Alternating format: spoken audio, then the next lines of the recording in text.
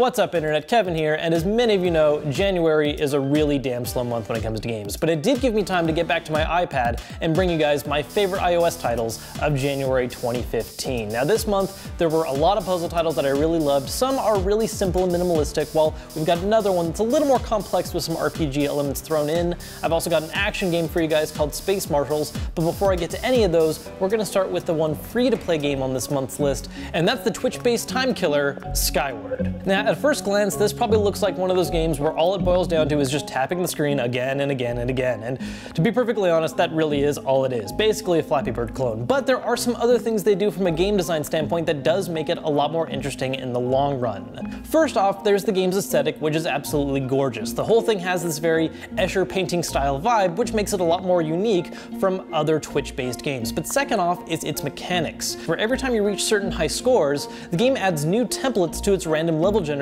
which changes up the experience each time you do better and better. So as a result, while it still boils down to you just staring and tapping at the screen, it still changes things up a little bit every now and then as compared to other Twitch-based games that are just the same experience again and again and again. Plus, not to mention, as I said, it's free, and all the ads are just simple banner ads. They never pop up or interrupt gameplay, keeping it one continuous experience. Now, second up on the list is Hook, which is only $1 and is the first of 3 puzzle games I have for you guys this month. And out of the group, this one is by far the simplest and most minimalist. Now the idea behind Hook is that you have to retract a bunch of lines by pushing buttons without having any of those lines actually intersect or touch each other. In other words, it boils down to just pushing buttons in just the right order. Now the problem with this is that it can really just come down to doing trial and error over and over again, but things do get a lot more complex in the later levels when a lot more mechanics are added, and it takes a much greater amount of time trying to figure out just how to solve each puzzle. What starts off as just a few simple lines you can easily discern from one another eventually becomes an absolute mess of lines everywhere, forcing you to really take time to figure out which exact button affects which lines.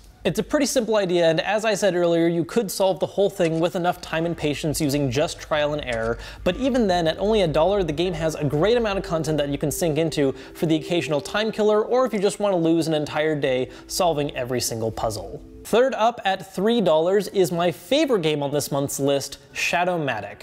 ShadowMatic is a beautifully realized puzzle game whose core gameplay stems from the idea of shadow puppets. You have a number of objects that you have to rotate and move around to try and create a familiar image in its shadow, like a dog or a race car. What makes this complex, though, is that oftentimes you'll have to deal with 2 objects at the same time, and not only have to move both of them, but also move where they are relative to one another. It is possible to accidentally solve some of the single object puzzles really easily by just turning it just the right way, but in parts where you have to deal with 2 objects, the game can get really difficult.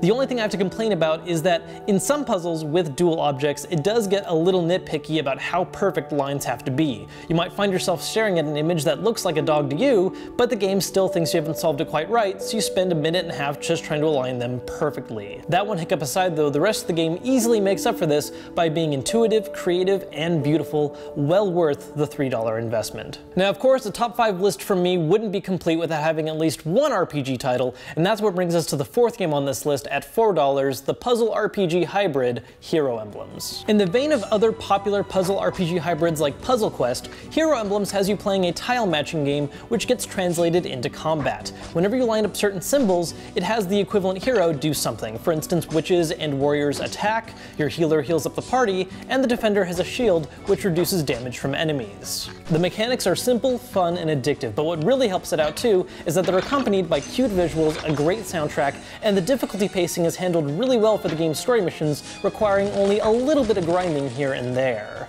Now, the game's English could use a little help, and the writing in general really isn't anything special, but this is more than made up by everything else the game has to offer. Now, if you're not a fan of puzzle games, I do have one action title for you guys. It is the priciest game on this month's list, coming in at $5, but it's got more than enough content to make it worth the price tag, and good news if you hate in-app purchases, it's completely in-app purchase free. So don't worry, Francis, you can just buy the game for $5 and you're done.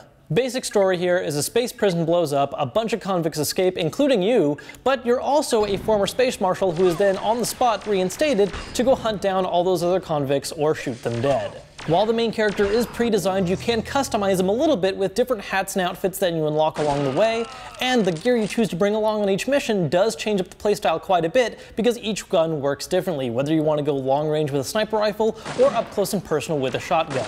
The game also throws in some light stealth elements to really round out the gameplay, and it has done a fantastic job with touch controls, making it a really smooth experience. And did I forget to mention that it's completely in-app purchase free, something that a lot of other mobile action games can't say.